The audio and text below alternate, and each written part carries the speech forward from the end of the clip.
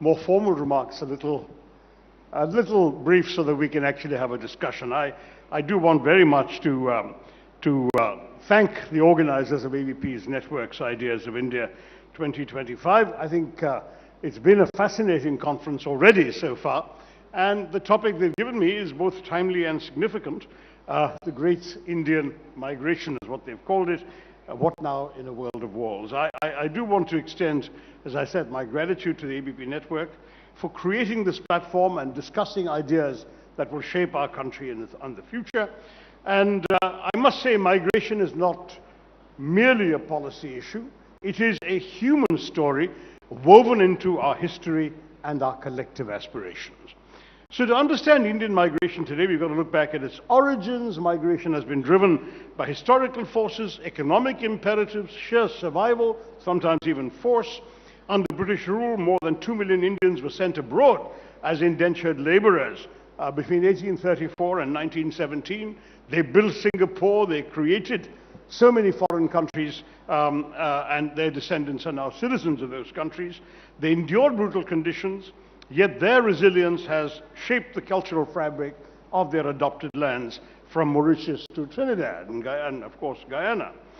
And over time, migration evolved. Labor, traders, professionals, entrepreneurs started moving, seeking opportunities worldwide. The 20th century saw waves of Indian migration to the UK, to North America, Africa, and the Gulf, and this culminated in the tech-driven exodus of the 1990s, when Indian professionals became sought-after global talent. Today, Indians are no longer just workers abroad. They are leaders, shaping global industries. From Sundar Pichai at Google to Satya Nadella at Microsoft, we've seen Indian migrants driving innovation and enjoying economic power, heading a significant number of Fortune 500 companies. History has proven to us that migration has always been a force multiplier, enriching both migrants and host nations. Yes, in an era of rising walls, both physical and political, migration faces unprecedented scrutiny. The question is not whether migration should happen, but whether nations will recognize the boundless potential it offers. I began my UN career an awfully long time ago with the United Nations High Commissioner for Refugees, and I remember we used to issue a poster with a very familiar photograph on that poster saying, "A bundle of belongings is not the only thing a refugee brings to his new country," and below the photo were the words simply, "Einstein was a refugee." And we were trying to encourage people to think of refugees as an opportunity, as a source of talent. Now, for decades, the lure of the American dream, and for many in India, the Canadian alternative, has beckoned young Indians with the prospect of economic opportunity, social mobility, and the chance to build a better future. Most who leave are not revolutionaries or fugitives, as they were in many cases in the late 19th, early 20th centuries, but they're pragmatic individuals seeking a fair shot at prosperity. It's a vast expanse of opportunity in major US cities, the promise of work, the prospect of anonymity just disappearing into the woodwork until one day an amnesty might come.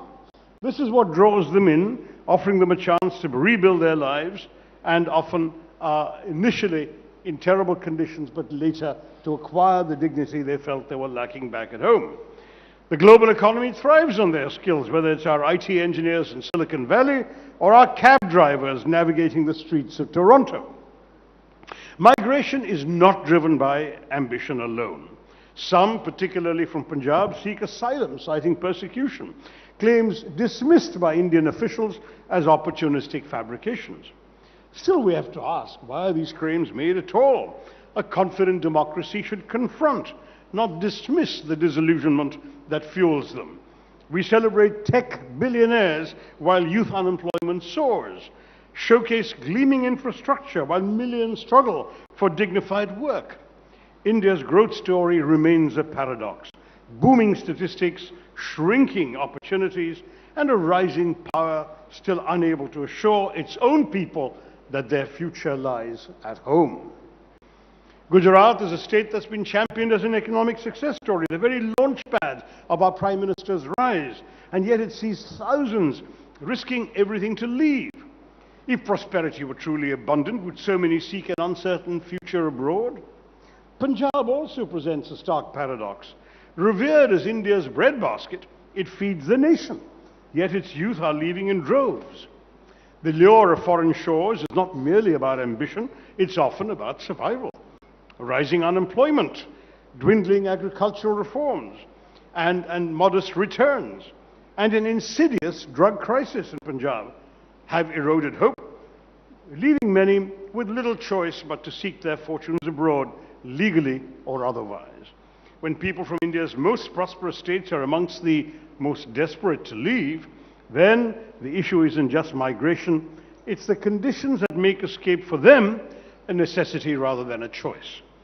In their despair, many turn to shadowy networks, paying staggering sums to be smuggled across borders, not out of recklessness, but because they see no future in the land they once called home. The consequences are stark. What was once the path of young single men now sees entire middle-class families, once the bedrock of India's ambitions, risking everything for a fresh start abroad. I don't know how many of you remember the story a couple of years ago of the middle-class family from Gujarat that froze to death on the Canadian-American border during the peak of winter trying to cross over from Canada illegally to America. There were photos of their home in Gujarat, a perfectly reasonable, upper-middle-class looking residence. Why did they leave? These are questions we owe it to ourselves as a nation to ask ourselves. For many who leave, the struggle doesn't end when they cross the border. It follows them, sometimes in the most tragic ways. We hear of migrants working endless hours in exploitative conditions, of families back home waiting for news that never comes, and when disaster strikes, even death does not often bring closure. Just recently, reports have surfaced of crowdfunding campaigns raising lakhs, ostensibly to bring back the bodies of deceased NRIs, yet in far too many cases that money never reaches their grieving families. Just imagine that. A system where people leave because they feel they have no choice, and even in death they remain abandoned. Migration should not come at the cost of dignity in life or in death. If India is to truly rise, it must become a nation where people do not feel compelled to leave, but feel empowered to stay. The question is not just why they leave, but what they find when they get there. The American dream, once seen as a golden ticket, is increasingly a mirage. Many find themselves trapped in an endless cycle of uncertainty, living in fear of deportation, working jobs that barely sustain them, struggling to integrate into societies that at times view them with suspicion. Immigration has long been an integral part of human history, shaping civilizations, economies, societies across the globe. India, with its rich tradition of global engagement, has seen our people traverse continents in pursuit of opportunity, knowledge, and a better future. And as I said, every year millions are embarking on this journey, making India today the country with the highest number of migrants in the world. But with each movement also comes the challenge of irregular migration, an issue that's drawn increasing attention these days, particularly with the US. Now let me be unequivocal, every sovereign nation has the right to enforce its immigration laws and uphold the integrity of its borders. The US and its recent actions is well within its legal authority to return those who've entered their territory unlawfully. However, the manner in which this process is conducted is equally important. Deportation, when necessary, must be carried out with dignity and respect for human rights. The recent images of shackled and handcuffed migrants being loaded onto military aircraft, reminiscent more of a criminal extradition than an immigration enforcement measure, have understandably sparked widespread concern in our country. And let's be clear, it's not an isolated incident, nor, by the way, is deportation just being conducted because Mr. Trump won the election. The deportation of migrants from the United States has been an ongoing reality spanning multiple presidencies. Under the Biden administration alone, 1,100 Indians were deported in the last fiscal year.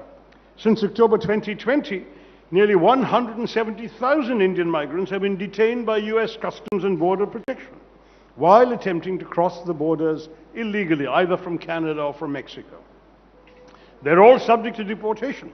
But to truly understand what's fueling this wave of irregular migration, we have to look beyond the headlines. Some argue that these rising asylum claims reflect shrinking freedoms at home, but I don't think that's really a good enough explanation. The reality is more complex. Migration, especially from Punjab and Gujarat, has been deeply ingrained in our history, and it's partially driven not just by need, but by aspiration. If you can afford to pay agents 50 lakhs or even 1 crore, as in 1 or 2 cases that have been reported, to smuggle you into America or Canada, then obviously it's not economic need. You could live very well for a very long time on that kind of money in India. With remittances hitting 120 billion in 2023, 120 billion US dollars, migration fuels a cycle where families often seek to replicate the success of their relatives abroad. This has birthed a thriving network of agents, promising Western shores often through questionable means. So that we can't afford to treat this as somebody else's problem. With nearly 1 in 4 Indian immigrants in the US undocumented, and an estimated total of 725,000, 7.25 lakh, as of 2 years ago, undocumented Indians in the US, the message is clear that it's not an issue we can afford to overlook in our own national credibility. Recent events reveal stark contrasts with how the US has been handling deportations. When the US sought to deport Colombian nationals on a military aircraft, Colombia refused and said, we'll send you our own plane to repatriate our citizens. Mexico, too, reasserted its sovereignty with President Claudia Sheinbaum, emphasizing that while the US can enforce its laws, other nations have the right to determine how their citizens are returned. India must uphold the same principle.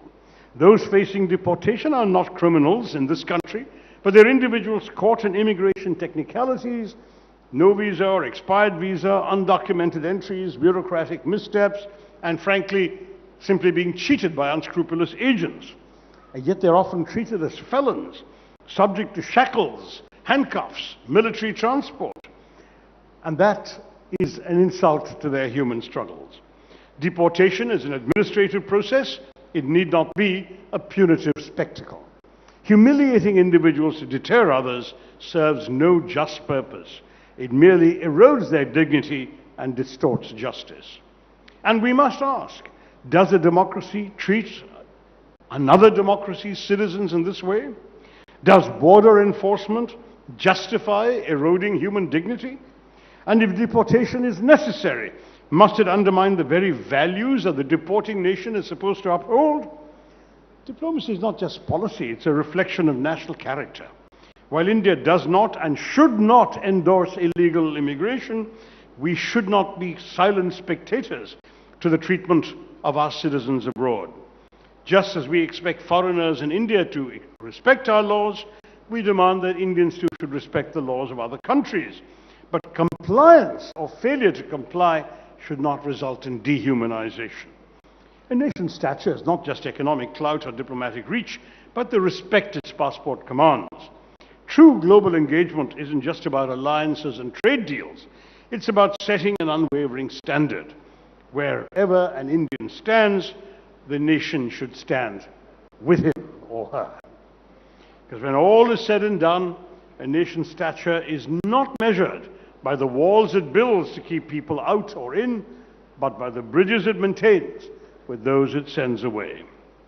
And so in the so-called world of walls, to use the title ABP gave me, where borders are fortified, visas are weaponized, and entire lives are upended by the stroke of an immigration officer's pen, the real question is not why Indians are being sent back, but why they had to leave in the first place. Why has the pursuit of dignity, stability, and economic security led millions of our countrymen and women to distant shores only to be met with closed doors?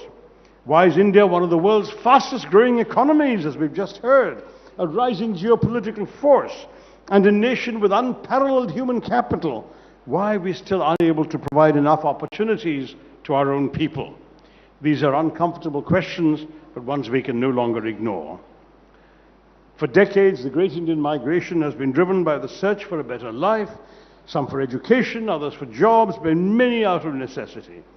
As deportations rise, the conversation must go beyond their removal to the conditions that push them away. Indians and India must not be a place migrants are forced to return to unwillingly, but one they want never to leave and to come back happily when they do. Those coming back are potentially skilled, ambitious individuals whose experiences and energies can drive India's growth. To break the cycle we've seen so far, we need real structural change, not just rhetoric. Opportunities must be accessible to all, not concentrated amongst the privileged.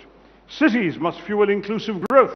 Rural economies must become hubs of innovation. And investment in infrastructure, education, and entrepreneurship must be national imperatives. More than just jobs, India must offer careers that inspire people to stay, build, and invest in their future here. This is a collective responsibility for all Indians. Every institution, policymaker, corporate leader, entrepreneur, and citizen who envisages a stronger India must play a part. Political parties must think beyond the next election and commit to long-term nation building. Policy must move from quick fixes to systemic reform. The economy must not only generate jobs, but ensure they're worth aspiring to. A young graduate in Delhi or Patna should feel as confident about their future in India as they would in Toronto or London. As the world builds walls, India must build bridges. Bridges to opportunity, to prosperity, and to a future where migration is a choice, not a necessity. A great nation is not measured by those who leave, but by those who stay because they believe. They believe in what lies ahead. India must not just be the world's largest exporter of talent, but one day a magnet for talent. A place where ambition flourishes without an outbound ticket. Where success is celebrated here at home. Where prosperity is not an aspiration or a dream, but a reality shaped on our own soil. Let us make India once again a land of hope. Not just because the world is rejecting our people, but because if done right, they will have no need to look elsewhere. Thank you. I'm going to leave it there for now. Jai Hind, and I look forward to the discussion to follow.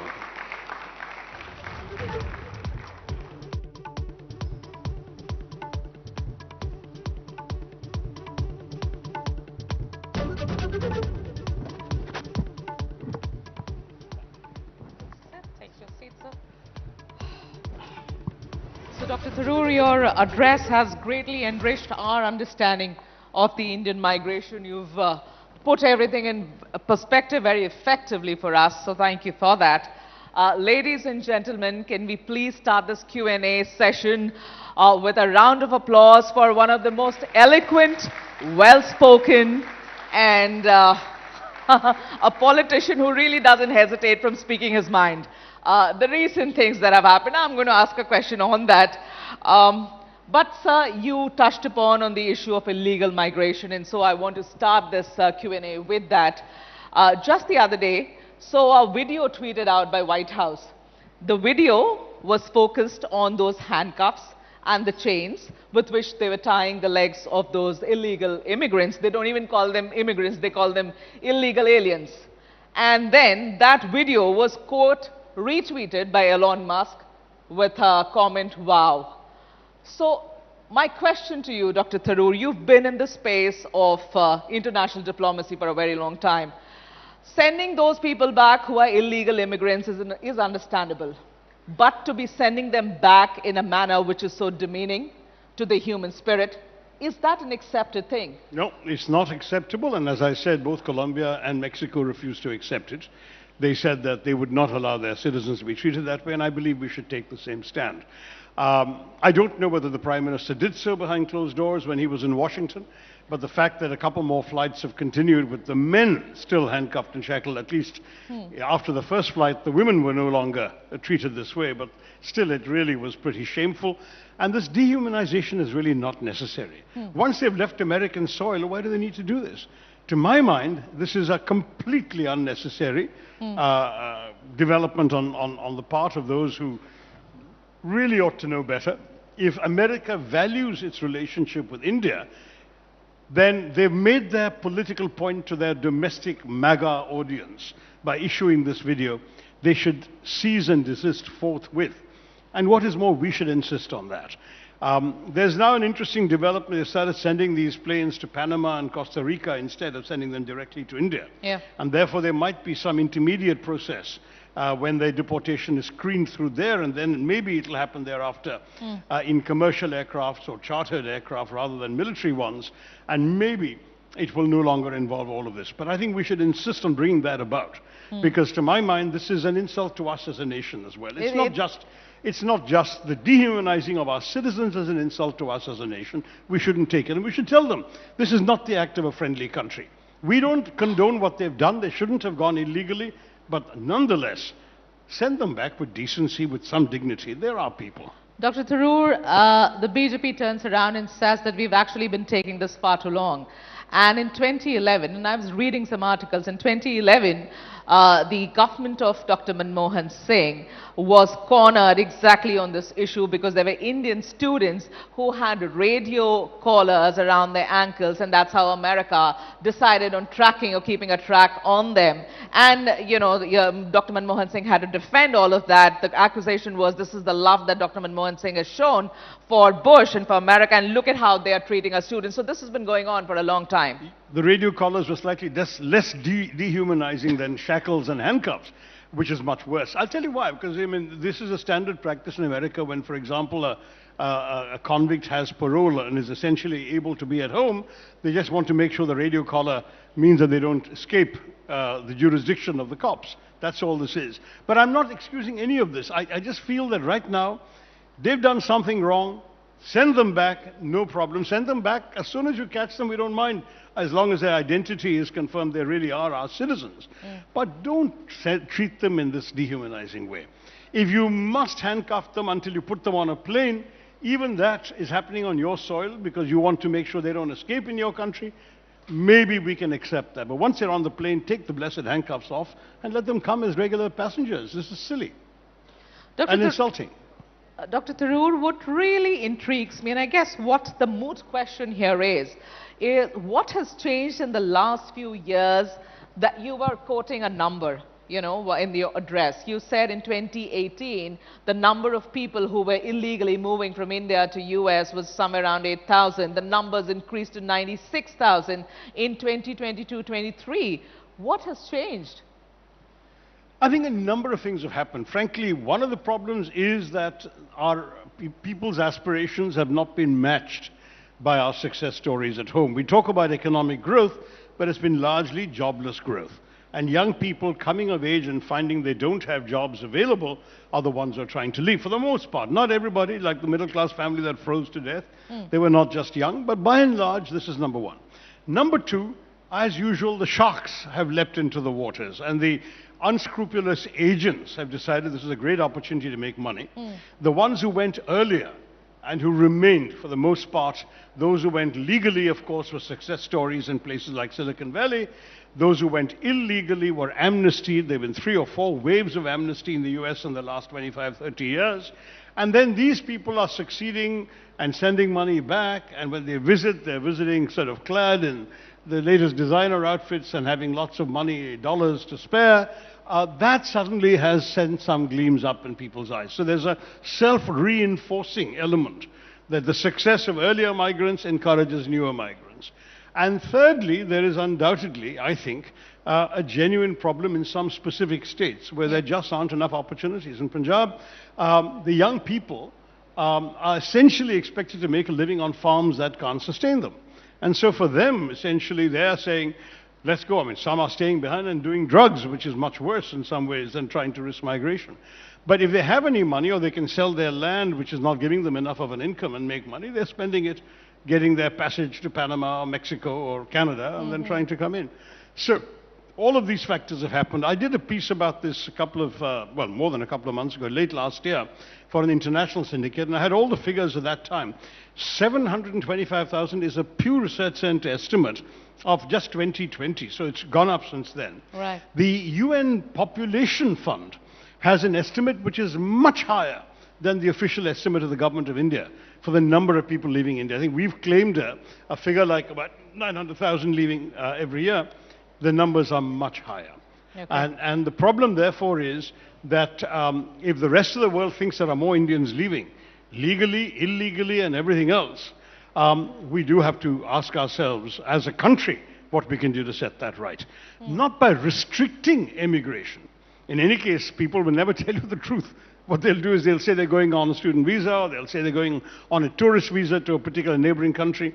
How many Indians really want to be tourists in Panama or Mexico? But they go. Yeah. And then they quietly pay for the so-called donkey route and go in really hazardous conditions into America. Yeah. But Dr. Sab, you know, staying with the issue of migration, one final question on this aspect that I want to take is about the India-Canada equation. You'd agree, Dr. Tharoor, that the equation between the two countries is perhaps at its all-time low at this moment, at least till Prime Minister Trudeau was around. There are a lot of students, lots of Indian students who are finishing their studies in Canada. They all find themselves caught in this conundrum. How does the country, you know, balance its national interest on one side with the interest of the citizens on the other?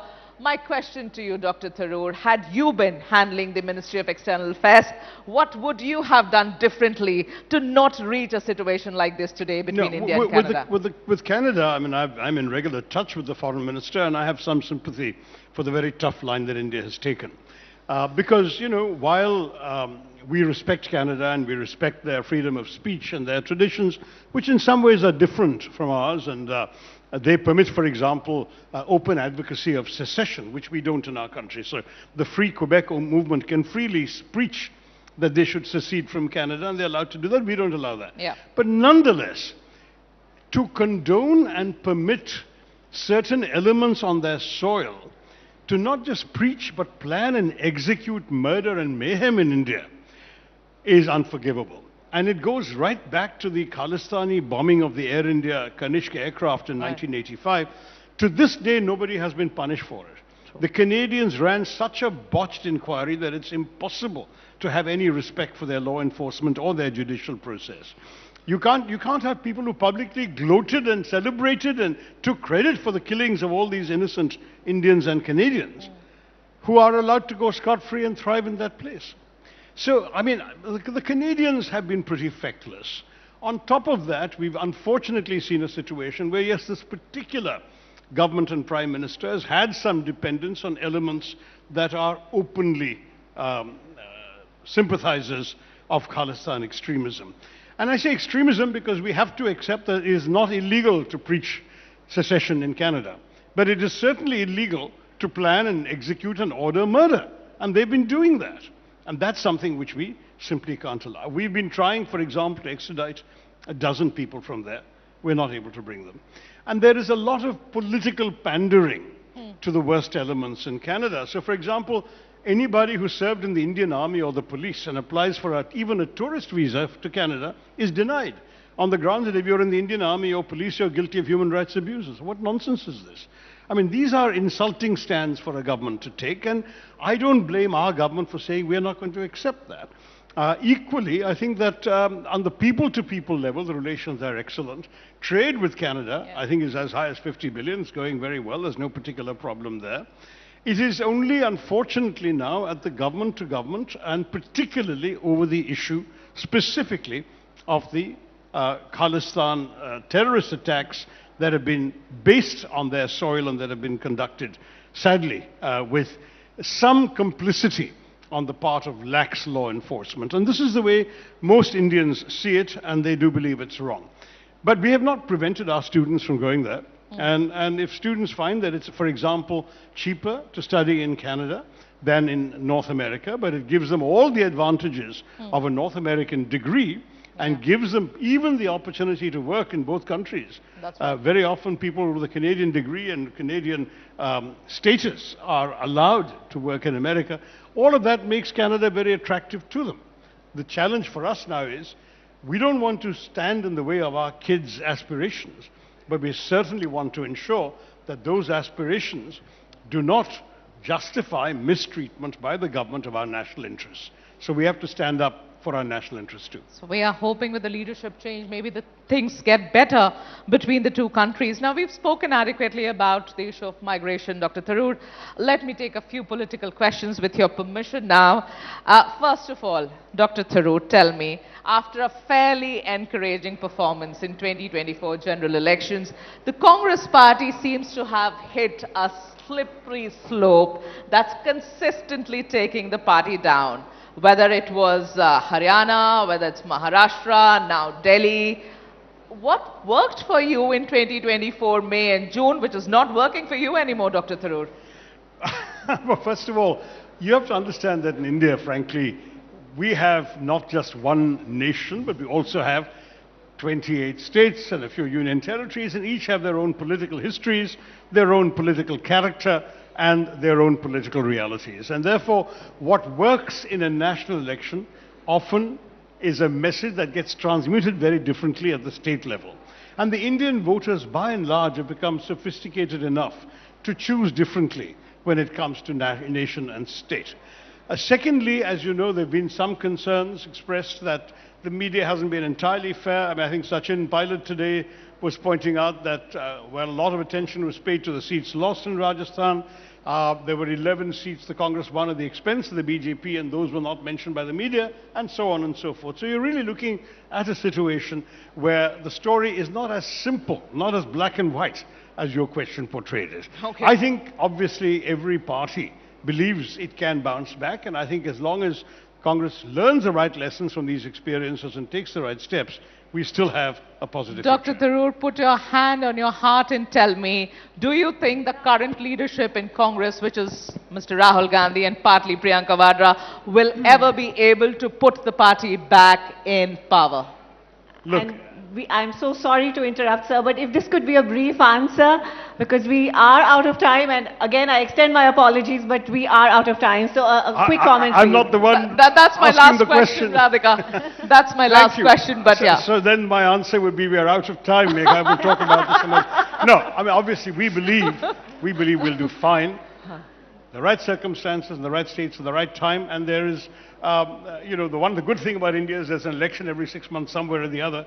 Give us a chance to prove ourselves. Thank you very much. Thank you Thank you so much, sir. Dr. Tharoor. What a masterclass this session has been from a career diplomat on what international diplomacy could look like for India. Do stay on the stage, Dr. Tharoor. We can't let you go just yet. I'd like to invite Sumanto Datta, CEO ABP Network, to felicitate him and request Suman Dey, Senior VP News and Programming, ABP Ananda, to also join us for this felicitation ceremony.